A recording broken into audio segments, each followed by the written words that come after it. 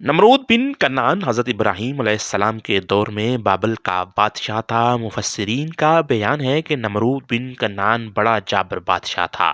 सबसे पहले उसी ने ताज शाही अपने सर पर रखा। इससे पहले किसी बादशाह ने ताज नहीं पहना था। लोगों से ज़बरदस्ती अपनी इबादत कराता था। नमरूद ने अपनी सल्तनत भर में ये कानून नाफिज कर दिया था कि उसने खुराक की तमाम चीज़ों को अपनी तहवील में ले लिया था।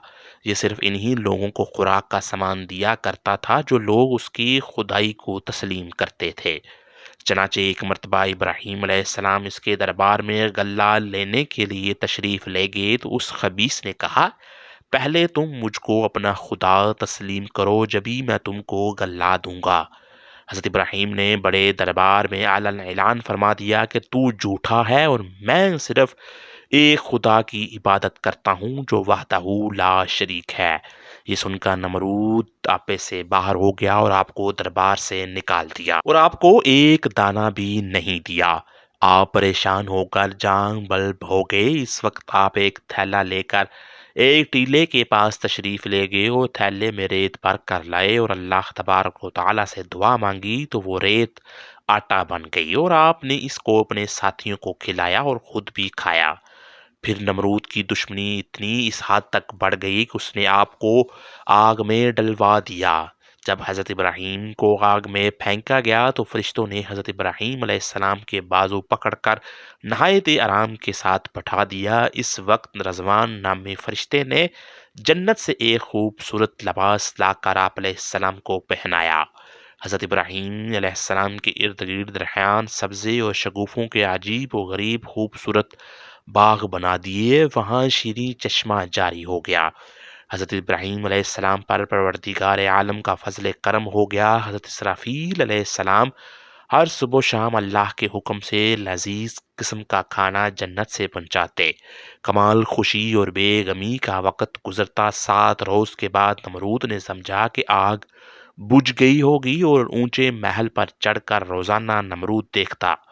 हज़रत इब्राहीम अलैहिस्सलाम के ज़िंदा रहने से खौफ करता कि अगर ये अपने खुदा की मदद से ज़िंदा निकला तो मुझ पर और मुल्क पर आफत आ पड़ेगी और कभी कभी अपने दिल का ये डर अपने साथियों से बयान करता। इसके साथ ही इसको तसल्ली देते कि आग में संगे खार भी अगर डाला जाए तो वो भी पिघल जाएगा क्योंकि आग इतनी ज़्यादा शदीद है। एक दिन नमरूद ने बड़े गौर से अपने महल से देखा कि हज़रत इब्राहीम अलैहिस्सलाम के इर्द गिर्द उम्दा गुलस्तान है और शीरी चश्मा जारी है। नमरूद नहायत हैरान हुआ और इस्तराब और परेशानी से सरगर्दां हुआ और कहा, है इब्राहीम, तुझ पर इस आग को किसने गुलजार किया? हज़रत इब्राहीम ने जवाब दिया कि मेरे परवरदिगार का ये अदना सा असर है। नमरूद ने कहा, जिसकी कुदरत का ये अदना असर है फिल हकीकत वो बड़ा परवरदिगार है। 40 या 50 दिन हज़रत इब्राहीम अलैहिस्सलाम इस गुलजार में रहे। आप अलैहिस्सलाम फरमाते हैं कि ऐसा खुशी का वक़्त मैंने सारी ज़िंदगी दोबारा कभी नहीं देखा।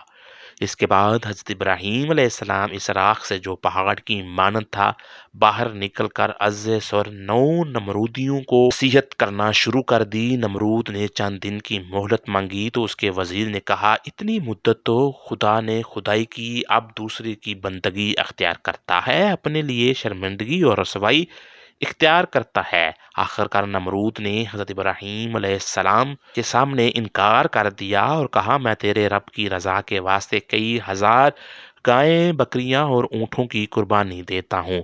तुम अपने परवरदिगार से कह दो कि वो मुझसे इंतकाम ना ले। हज़रत इब्राहीम अलैहिस्सलाम ने फरमाया कि ईमान के बगैर कुर्बानियाँ कबूल नहीं होती। आखिरकार हज़रत इब्राहीम ने फरमाया, इतनी बड़ी बादशाही खुदा ने तुझे दी और मुझे खुदा ने तेरे वास्ते नबी बनाकर भेजा। मुझे आग से बचाकर एक मौजज़ा तुझे दिखाया मगर फिर भी तू कुफर से बाज ना आया। ए नमरूद, जिस बादशाही और ताकत पर तू गरूर करता है इसको ख़त्म करने के लिए मेरे परवरदिगार का अदना सा लश्कर ही काफ़ी है। नमरूद ने कहा, दुनिया में मेरे अलावा कोई बादशाह नहीं और मेरी बारगाह के अलावा कोई बारगाह नहीं। अगर आसमान की बादशाह की फ़ौज है तो उसे कह दो कि मुझ पर अपनी फ़ौज मुसल्लत कर दे। میرے حشمت اور لڑائی کا تماشا کرے۔ تب حضرت ابراہیم علیہ السلام نے دعا کی۔ دعا کے بعد جبرائیل علیہ السلام آئے اور کہا نمرود سے کہہ دو کہ ہماری فوج آ رہی ہے، تم تیاری کر لو۔ حضرت ابراہیم علیہ السلام نے نمرود کے سامنے اعلان جنگ کر دیا۔ نمرود نے 3 دن کی مہلت مانگی۔ ان دنوں میں اس نے لاکھوں کی فوج اکٹھی کی، طرح طرح کے ہتھیار اکٹھے کیے اور میدان میں جمع ہو گیا۔ چوتھے روز حضرت ابراہیم علیہ السلام تن و تنہا نمرود کی فوج کا مقابلہ کرنے کے لیے سامنے آ گئے۔ ان لوگوں نے کہا اے ابراہیم آسمانی فوج کہاں ہے؟ فرمایا اے نمرود آسمانی فوج پہنچ رہی ہے۔ اتنے میں مچھروں کی فوج نمودار ہوئی جس کی وجہ سے آفتاب کا روشنی چھپ گئی، آسمان پر اندھیرا چھا گیا۔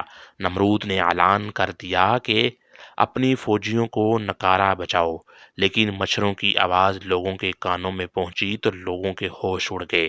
چھوٹا بڑا ہیبت الہی سے ڈر گیا۔ ایک آدمی پر لاکھوں مچھر لپٹ گئے۔ ایک آدمی گوشت پوست خون وغیرہ ختم کر دیا، خالی ہڈیوں کے ڈانچے رہ گئے۔ آدمی جانور ہتھیار سب ختم کر دیے۔ نمرود بھاگ کر اپنے محل میں اپنی عورت کے پاس جا بیٹھا، لیکن اتنے میں ایک لنگڑا مچھر آیا۔ نمرود نے اپنی عورت کو دکھایا کہ اس جانور نے لشکر کو تباہ کر دیا ہے۔ اسی اثنا میں وہ مچھر اس کی ناک میں گھس گیا اور دماغ کو چاٹنا شروع کر دیا۔ نمرود ہتھوڑوں سے خود کو مارتا، محل کی دیواروں سے اپنا سر پیٹتا۔ وہ بادشاہ جس نے خدائی کا دعویٰ کیا تھا، وہ بادشاہ جو ساری دنیا کا بادشاہ تھا، وہ بادشاہ جس نے ساری دنیا پر ظلم ڈھائے تھے، آج اس بادشاہ کا یہ حال تھا کہ جب تک اس کے سر پر جوتے نہ پڑتے اس کو قرار نہ آتا۔ جب دربار میں جاتا تو ہر درباری کا یہ معمول بن گیا کہ اپنے جوتے اٹھا کر اس کے سر کو پیٹتا۔ سر کو پیٹنے سے اس کو چند لمحوں کے لیے قرار آ جاتا، سکون مل جاتا، لیکن اس کے بعد مچھر دوبارہ اس کے دماغ کو چاٹنا شروع کر دیتا۔ یہ چیختا چلاتا محل کی دیواروں سے اپنا سر پیٹتا، ہتھوڑوں سے اپنے سر کو پیٹتا، لیکن سکون نہ آتا۔ آخر کار 40 دنوں تک اس عذاب میں رہنے کے بعد اس کی موت ہو گئی، وہ جہنم رسید ہو گیا۔